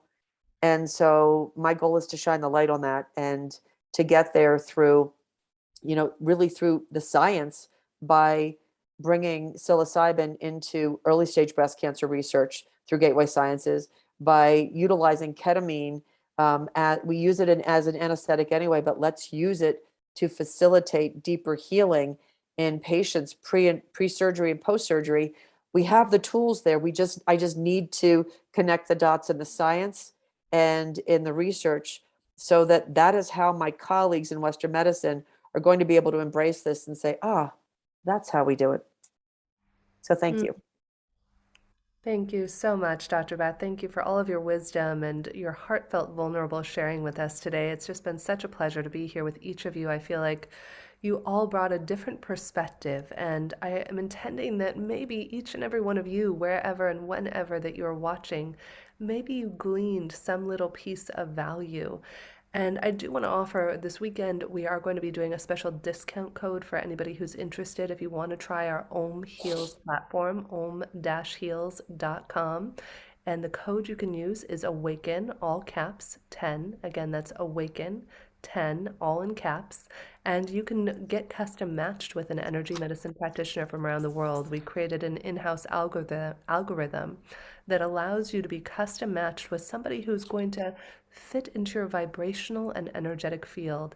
And we're so lucky to have healers from around the world who we're going to be featuring throughout this weekend. So please feel free to go om-heals.com and you answer our custom matching questions, and we'll send you your matches in 24 or 48 hours. So thank you so much to everybody. And I'm going to turn it back now to Khadijah, who is our incredible meditation expert, who's going to be, again, facilitating beautiful meditations throughout the weekend.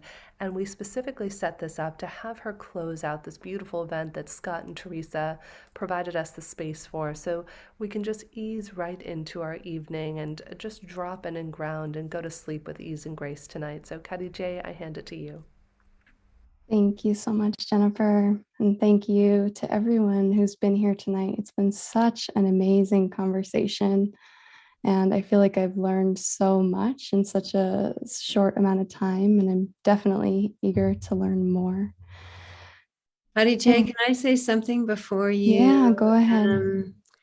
Yeah, I do, Jennifer. I want to appreciate the inspiration to have this group on. And obviously, this is a deeper conversation that we can have. And what a wonderful opportunity for this community to arrive in this conversation when it's actually being championed by leaders right now, so that this conversation can actually live and that we can learn about it and we can begin to apply it. So this is the beginning of our weekend of healing from the inside out. And I imagine, like, for me, what I'm taking away is I'm taking away this question of how can plant medicine support me to to heal from the inside out, and to be in that inquiry in this informed way feels really powerful. And so Jennifer, thank you for bringing this esteemed group on, and I can't wait for us to have time for more. And the addition of Kadi J, she's being with us the whole time. She's one of our cohorts from the Islands of Coherence. And I knew that it was really important that we started and ended these sessions in presence, because we can have these conversations, but if we don't slow down enough and we don't actually choose our healing from the inside out as a real commitment in our lives, then it just becomes like information that runs. And every single person on our panel today is claiming this as their life's journey. And they're like committed on our behalf. So let's be committed on our behalf to heal from the inside out. And let's end with a meditation that actually like keeps us dropping in to a weekend, whether you join us on the Pulse or tomorrow night or Sunday, but that this somehow nourished you healing from the inside out, that we're healing from the inside out. So Kadi J, I'm so grateful that you're gonna keep bringing us into that deeper place. Yeah, thank you. Thank you, Teresa. And once again, thank you, everyone. So I think it's a wonderful time that we go ahead and drop in together. I'm going to play my music in just a moment. But at this time, I'm going to invite you to just take a moment to find somewhere comfortable to sit down or lay down. Don't worry if you fall asleep during this meditation at all. It'll just soothe you in your dreamland. I'm going to ask that if you are unmuted, just please make sure that you mute yourself. This will help with any background noise during the meditation to ensure that it's as soothing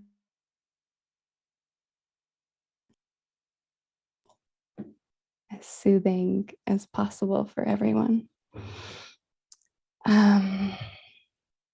Okay, just want to make sure you can hear me because my screen still said that I was muted. You good? Okay, great.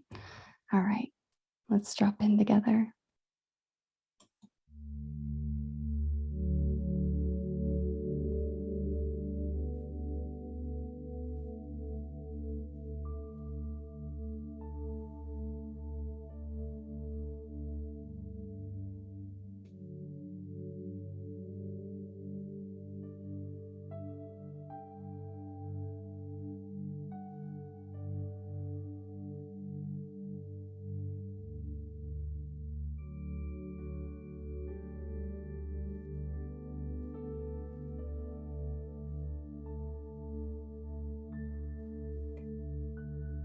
So if you haven't already, now's a wonderful time to gently close your eyes and bring your awareness back inside your body to your inner world.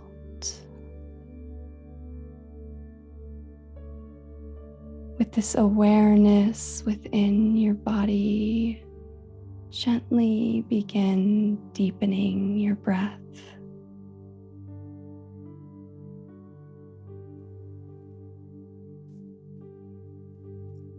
Inviting each breath to be just a little longer and deeper than the one before. And possibly even allowing your exhales to be just a little longer than your inhales.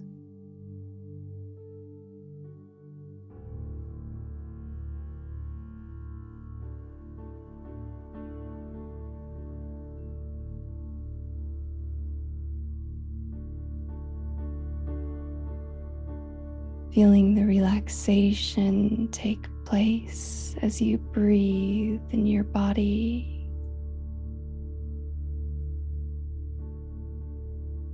Feeling the mind slow down and coming into a space of more calm and ease.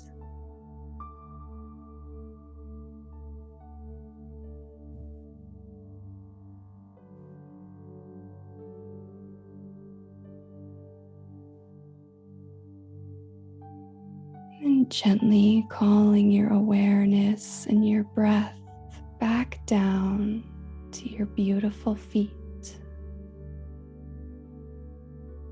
Once more, feeling your feet on the earth or whatever surface they rest upon. Feeling grounded and rooted and connected with the beautiful earth below.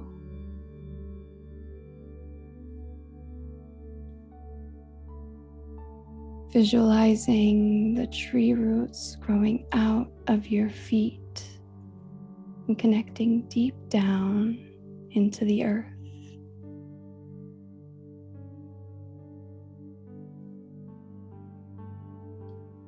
Breathing deep and breathing slow and connecting with the sacred ground below you.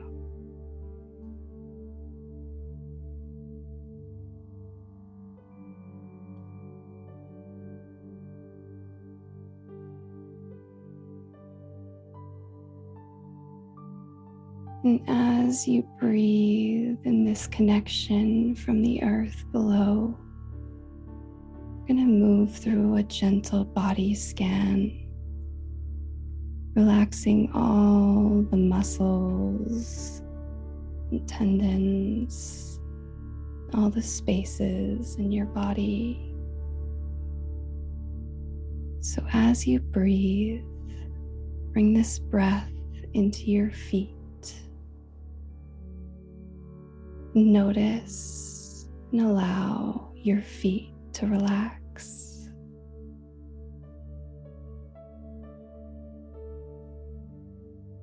Feeling the soothing sensation of relaxation move into your feet and move up into your ankles, relaxing and releasing any tension or discomfort. Bringing your breath and your awareness into this space in your body.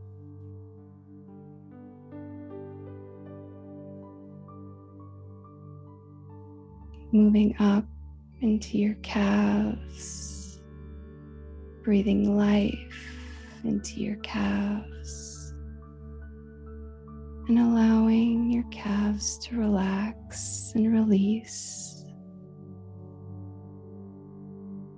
feeling more at ease with each breath, feeling comforted and safe with each breath.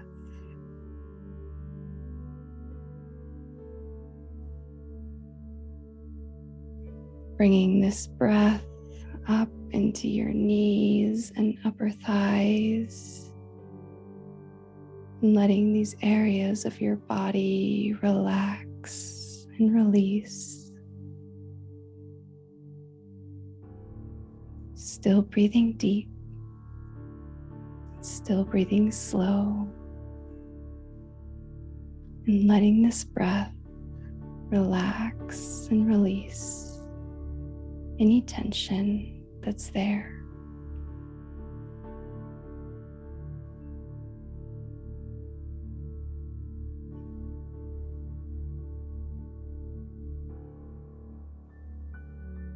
Continuing up into the pelvis and buttocks, and letting all the muscles and tendons release and relax. Letting go of any tension or resistance, and feeling at ease and finding peace with your breath.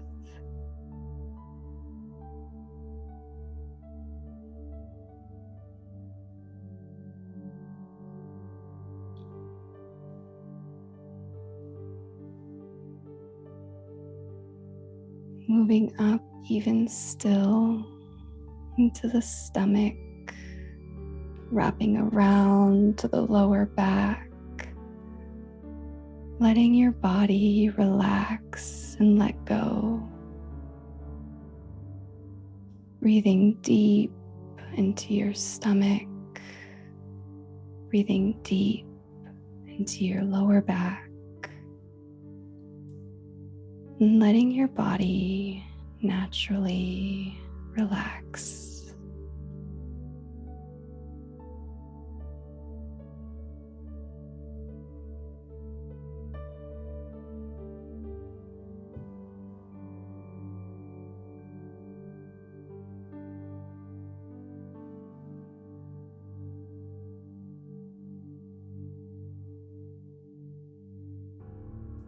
Continuing up into your solar plexus, chest, and wrapping around to your mid and upper back.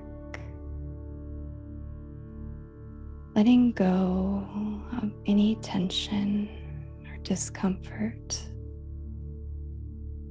Releasing resistance as you breathe deeply into this space.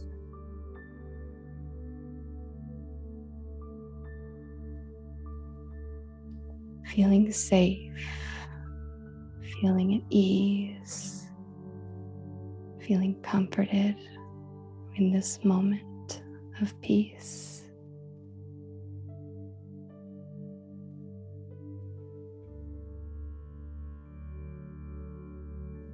Moving into the shoulders and arms. Relaxing and releasing your shoulders, letting them melt down your back. Surrendering to the breath and letting go as you breathe.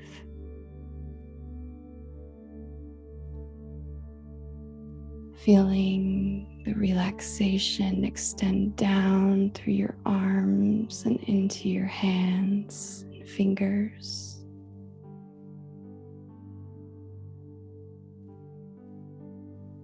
Still breathing deep, still breathing slow,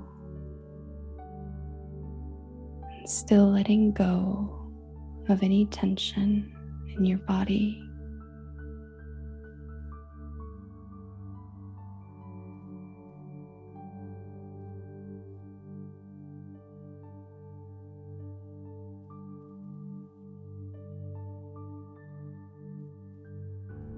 Traveling up into your neck and throat area, relaxing the muscles in your throat as you breathe.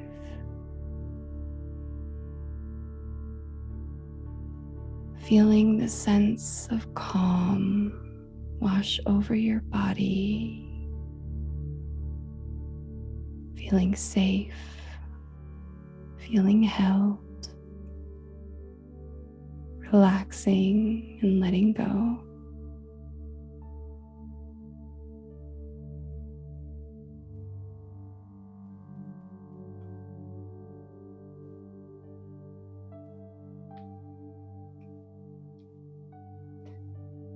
Traveling up into your head and relaxing the jaw and your cheeks.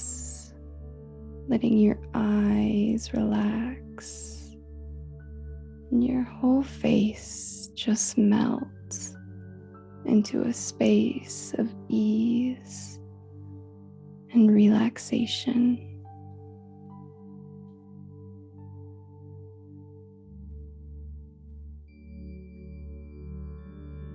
Feeling the calmness in your body as your body surrenders to this space of relaxation.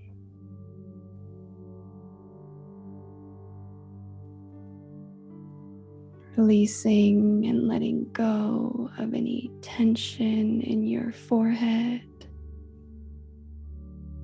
Just breathing into this space in your body, feeling at ease, feeling the peace.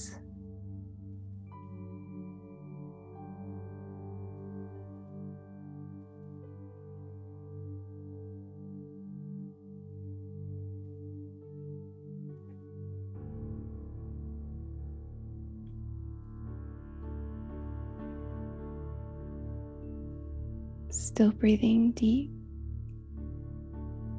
still breathing slow,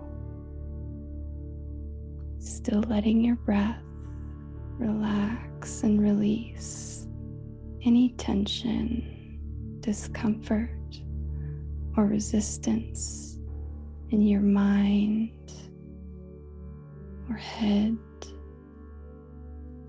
ears, lips.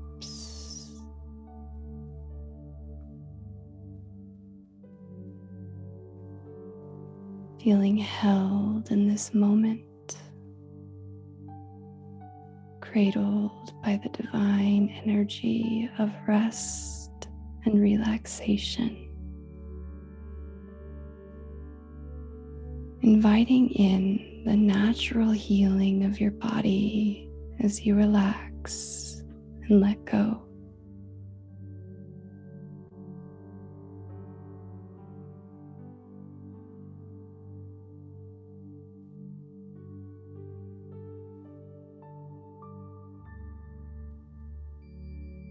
And taking a moment to visit any other spaces in your body that may still be holding on or gripping, holding on to that tension. Just bring the breath back into these areas of your body, breathing deep, breathing slow, and letting your body naturally relax and release.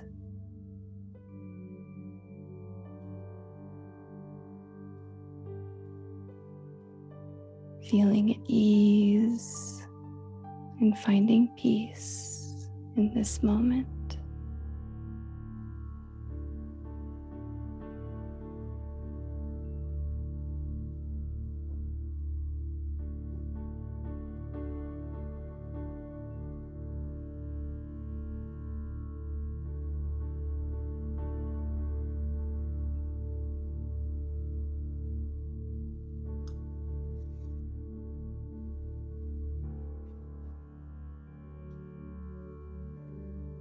Now, as you continue to breathe in this way, deeply and softly, still letting go, I invite you to call your attention to your sacred heart,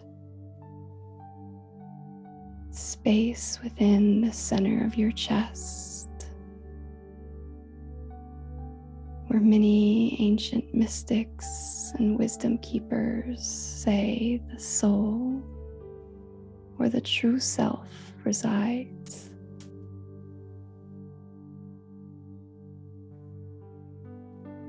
Letting your breath fill up this space in your heart.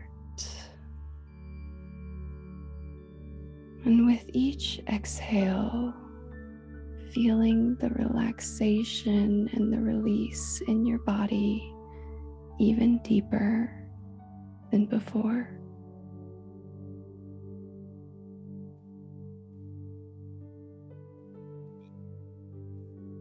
Feeling soothed and cared for, feeling safe and held in this moment.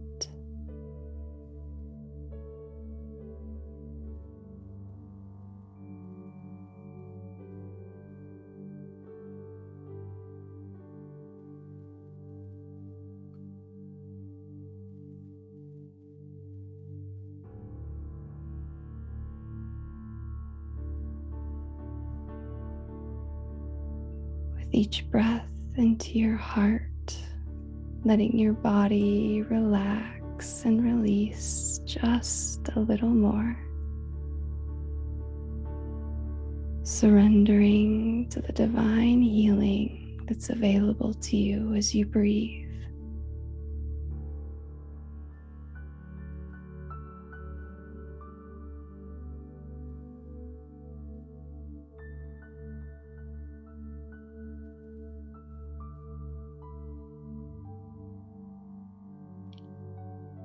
Feeling the love of your beautiful heart, feeling the safety of this divine love.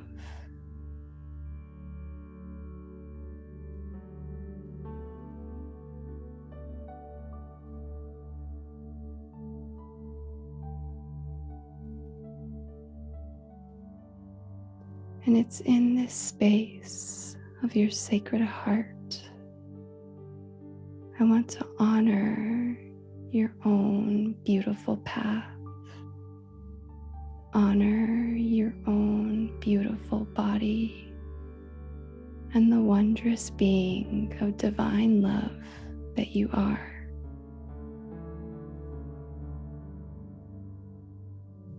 Breathing in this feeling of honor for all that you are.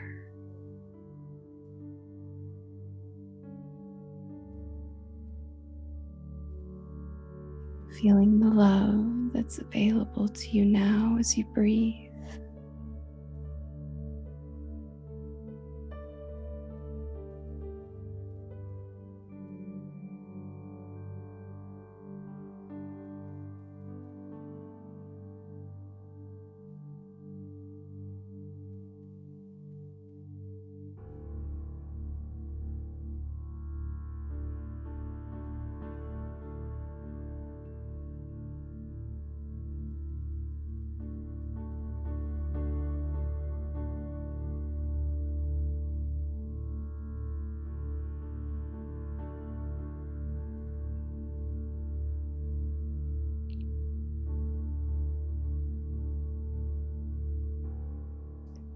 Still breathing deep,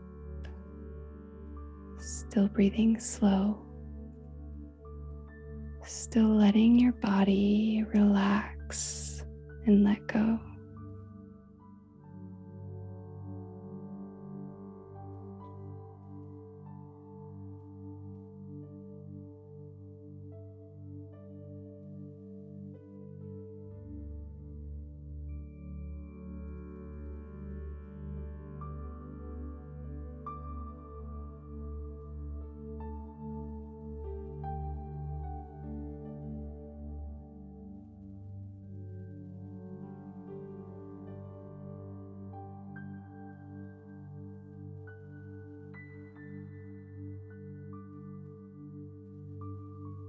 Taking one more moment to feel this sensation of honor for all that you are, for the divine path that you have walked along, for all the moments in your life that have brought you to this moment right here.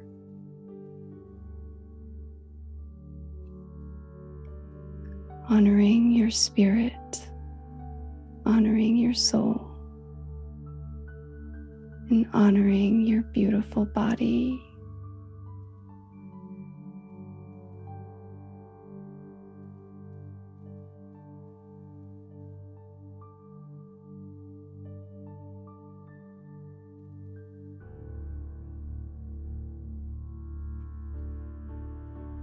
Now, while holding this sensation of honor and still allowing your body to relax and release, I invite you to begin bringing your awareness back into the room or physical space in which you're in.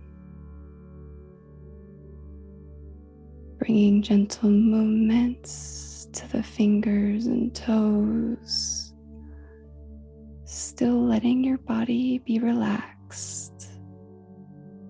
Still letting the tension go.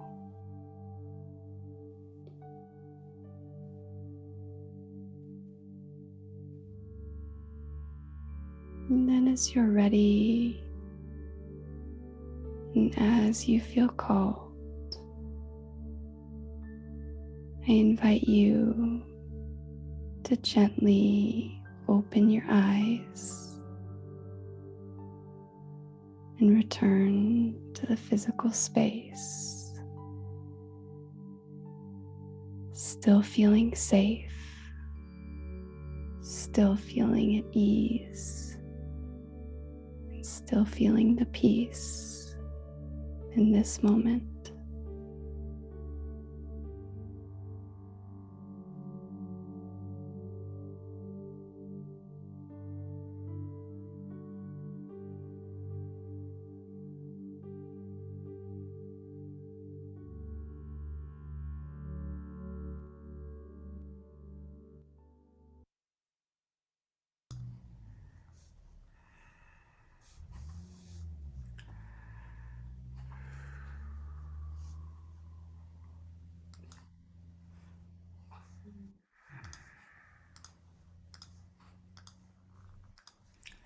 Thank you so much. It's just beautiful. And I do want people to know, a lot of people are saying, oh my gosh, it was so lovely. So you can get more of her beautiful meditations by going to her website, journeyintothesoul.com. And you certainly have done that just now. You've taken us on a lovely journey into our soul. So thank you so much for that. Hey, Scott, I'll just say that, like you and like Jennifer and myself, that we really showed up during this time of COVID when we were all sheltered in. Kadi J started to offer these meditations into our Islands of Coherence community every week, like consistently.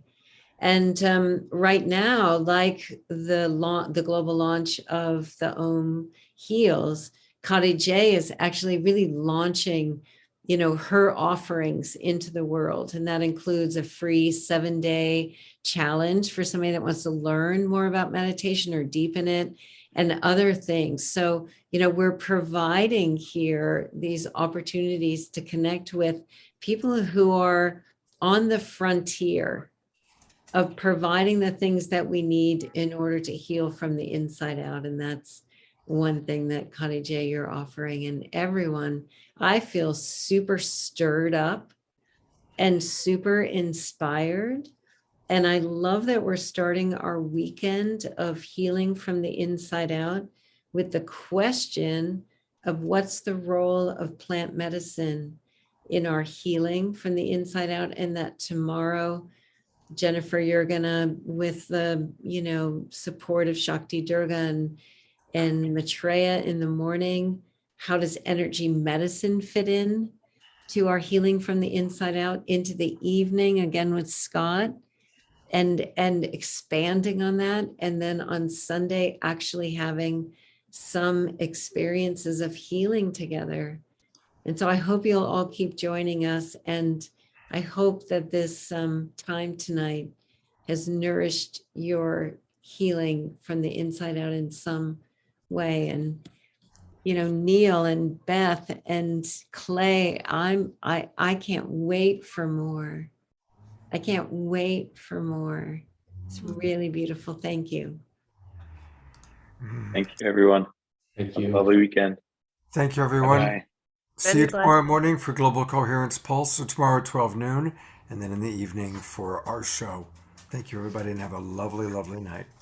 Good night. Good Bye. night. Thank you, Thank you, Katja. Jennifer.